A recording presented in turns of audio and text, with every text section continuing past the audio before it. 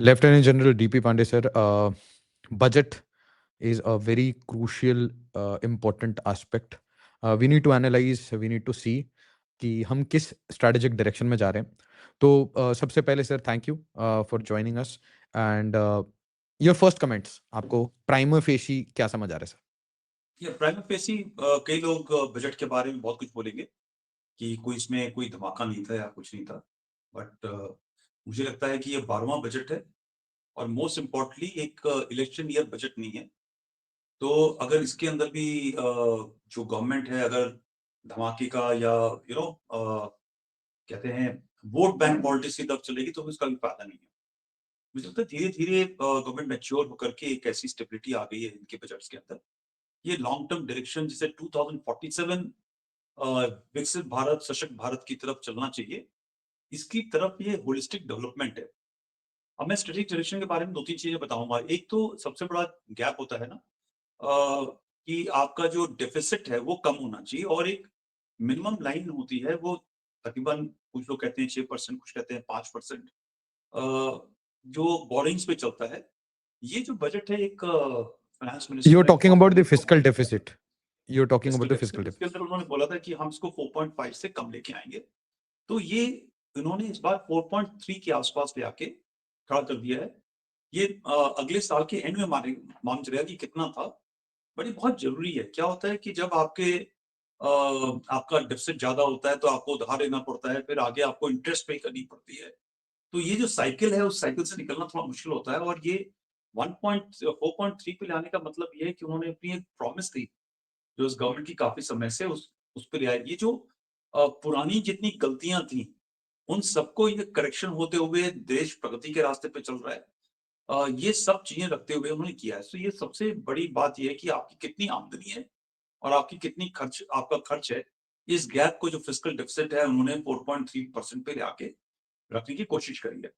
तो इसमें गुडीज़ नहीं है, बट जो गुडीज़ होते हैं वो क्या होता है शॉर्ट टर्म गुडीज़ होते हैं। अ, आज आपने बिल्कुल लोगों को फ्री में सब कुछ बाँट दिया और फिर बाद में मालूम चला आप उसका इनकम उसका जो है आप उसका फ़ायदा नहीं उठा पा रहे।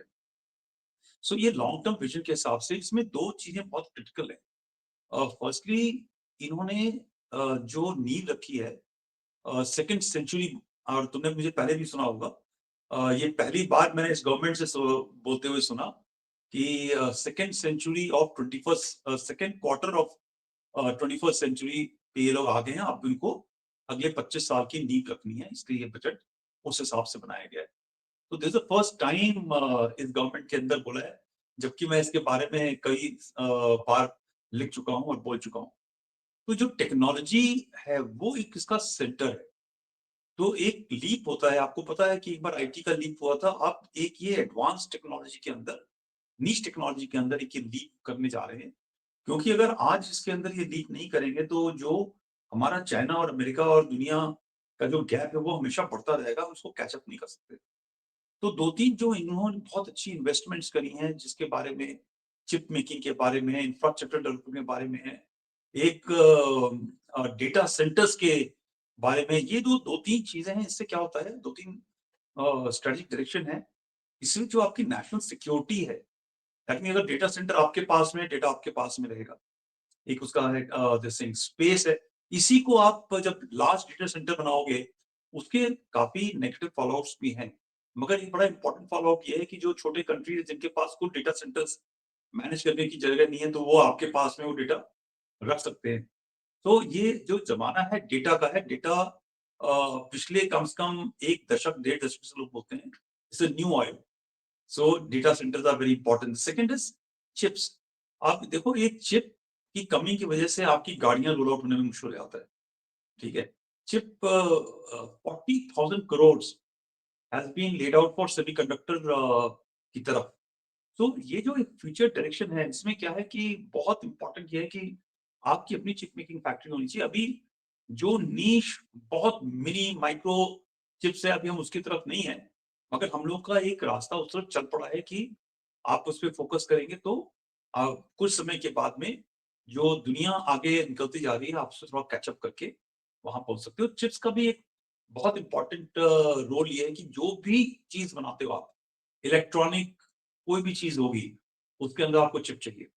और ये जब चिप आपको कोई दुनिया डिनाई कर देती है, चाइना मना कर देता है, या ताइवान के साथ कोई प्रॉब्लम होता है, यूएस मना कर देती है, तो आपकी जो आत्मनिर्भर भारत या मेक इन इंडिया की जो कैपेसिटी है वो तुरंत खत्म हो जाती है। सो ये आपको एक डिग्री ऑफ सेल्फ रिलायंस देगा। आप दूसरे देशों के होस्टेज नहीं रहोगे। जैसे कि हमको तेल चाहिए होता तो हमें लोगों से रिक्वेस्ट करनी पड़ती है, भाई तेल का रास्ता, एनर्जी रूट्स खुले होने चाहिए, एनर्जी की पाइपलाइन हमारे पास होनी चाहिए।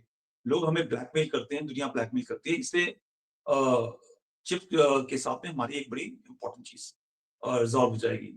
तो तीसरा जो बहुत इंपॉर्टेंट है वो है प्रोफेशनल वर्कफोर्स को डेवलप करना। तो अगर आप एजुकेशन सेक्टर में देखोगे और सब चीजों के अंदर देखोगे, तो ये एक skilling of youth which is for future की तरफ इनका भी फोकस चल रहा है, और काफी पैसा उन्होंने उसकी तरफ डाला है, ताकि एक modern tech oriented skill force तैयार हो, जो एआई और इन सब चीजों के साथ में डील कर सकती हो और उसको मैनेज कर सकती है। उसके दो तीन फायदे हैं। पहला है कि आपके पास खुद अच्छी स्किल फोर्स होगी जो ट्रेन होगी, तो आपको बाहर नहीं देखना पड़ेगा स्किलिंग के लिए। दूसरा, आपकी अगर जब ये एक इकोसिस्टम होता है, आप सेमीकंडक्टर इंडस्ट्री लगा दीजिए, मगर उसको मैन करने के लिए, चलाने के लिए, देखने के लिए उसके अंदर आपके पास टॉप क्लास इंजीनियर्स हैं, but low and data managers नहीं है, तो आपके पास में कोई फायदा नहीं है। फिर उसके जो सिस्टम्स हैं, जो उसको रन करने के लिए, उसके लिए भी क्वालिफाइड लोग चाहिए। तो ये जब एक इकोसिस्टम बनेगा, तो एक आपकी मॉडर्न अर्बन सोसाइटी के अंदर एक एम्पावरमेंट आएगी, जिसके अंदर क्वालिफाइड लोग हैं, और ये नया जॉब्स की तरफ है। Because new jobs are going to be tech oriented, तो इसलिए आपकी जो new civil force, skill force है, या प्रोफेशनल फोर्स है, या यूथ फोर्स है, वो आपके न्यू जॉब सेट की तरफ चलेगी, विच इज वेरी बहुत इंपॉर्टेंट। दूसरा, अगर आपने ये देखा हो, ईयू एफटीए हुआ साइन, उसमें एक लेबर मोबिलाइजेशन की बात चली है। बाकी दुनिया में भी लोगों के पास में स्किल्ड लेबर कम है, स्किल्ड फोर्स कम है। तो अगर हमारे पास जो हमारी एक डेमोग्राफिक डिविडेंड बोलते हैं, जब उस डेमोग्राफिक डिविडेंड को आप अच्छी ट्रेन करेंगे, और यही यूथ बाहर दुनिया में जाके अच्छा काम करेगा, उनके साथ मिलके काम करेगा, तो दो चीजें होती हैं। एक, ये जाकर के जब वहां पे काम करेगा, तो जो उनकी टेक्नोलॉजी है, उनकी वर्क एथिक्स है, उनके सिस्टम्स है, वो समझेगा और अपने घर में लेके आएगा। तो आपके देश के अंदर भी एक साइकिल ऑफ एजुकेशन फ्लो चलेगा, कि वहां गए, उन्होंने काम किया, और आपके देश में लाके न्यू टेक्नोलॉजी, न्यू सिस्टम जो लेटेस्ट है, उसके अंदर आपने इन्फ्यूजन दिया। दूसरा, आपको पैसा भी आता है। एक जो बाहर वो आदमी कमाएगा, वो घर के अंदर पैसा लेके आता है। दूसरा, जो आपकी जॉब रिक्वायरमेंट है, अभी जॉब्स, गवर्नमेंट जॉब्स क्रिएट करना, प्राइवेट जॉब्स क्रिएट करना, मॉडर्न जमाने के अंदर जहां automation is taking over labour force, वहां पे बड़ा मुश्किल हो जाता है।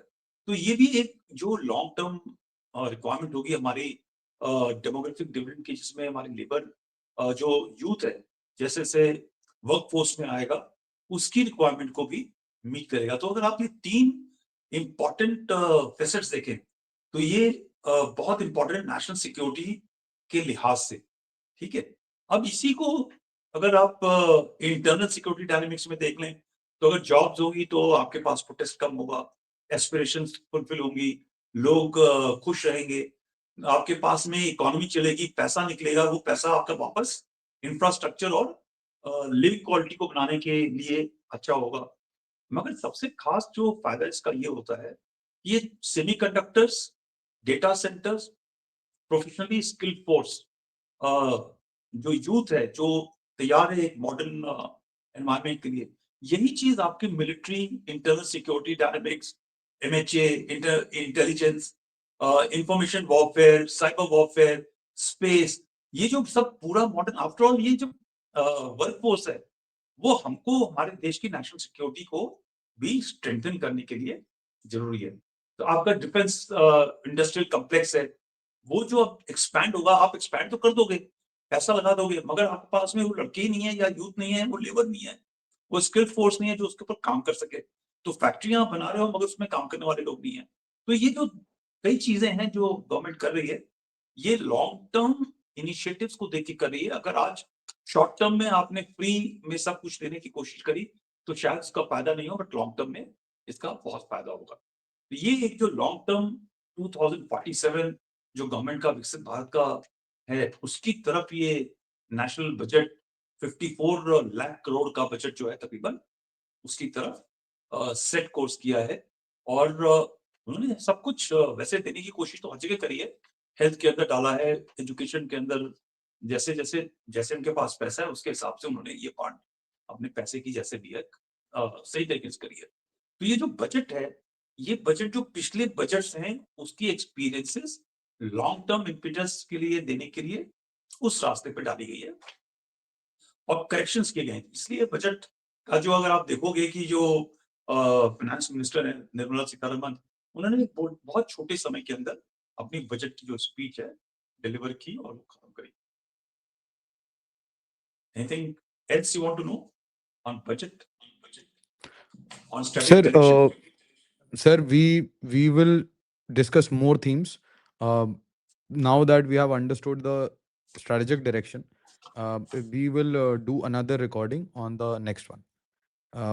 Let me, इसको मैं अभी बंद कर रहा हूँ sir, and I'm uploading it ASAP.